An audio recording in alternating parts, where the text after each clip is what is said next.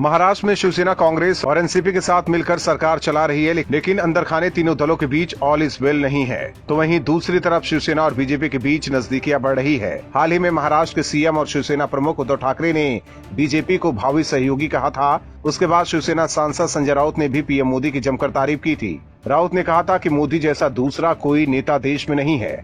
शिवसेना एक तरफ तो बीजेपी के नेताओं की तारीफ कर रही है, लेकिन दूसरी तरफ अपने सहयोगियों को नाराज कर रही है। हाल ही में संजय राउत के एक बयान से एनसीपी प्रमुख शरद पवार नाराज हो गए थे और अब शिवसेना ने शरद पवार पर तीखा हमला बोलकर एनसीपी से पंगा ले लिया है, जिससे साफ है कि एमवीए गठबंधन की नींव हिल चुकी है।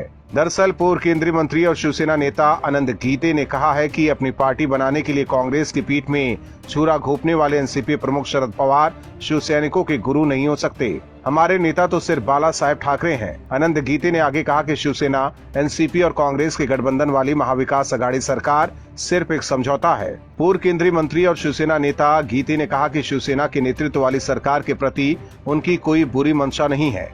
वो चाहते हैं कि सरकार चले। इसके अलावा उन्होंने कहा कि पवार ने कांग्रेस की पीठ में छुरा घोंपकर अपनी पार्टी बनाई थी। कांग्रेस और एनसीपी एक नहीं हो सकते हैं, तो शिवसेना भी पूरी तरह से कांग्रेस की नीति पर नहीं चल सकती। बता दें कि जुलाई 1978 में शरद पवार ने कांग्रेस से खुद को अलग कर लिया था और फिर विपक्षी दल जनता पार्टी के साथ मिलकर गठबंधन सरकार बनाई। उस वक्त पवार महाराष्ट्र के सबसे युवा मुख्यमंत्री बने थे। इसको लेकर ही शिवसेना नेता ने उन पर हमला बोला है। हालांकि पवार को एमवीए सरकार का किंग माना जाता है।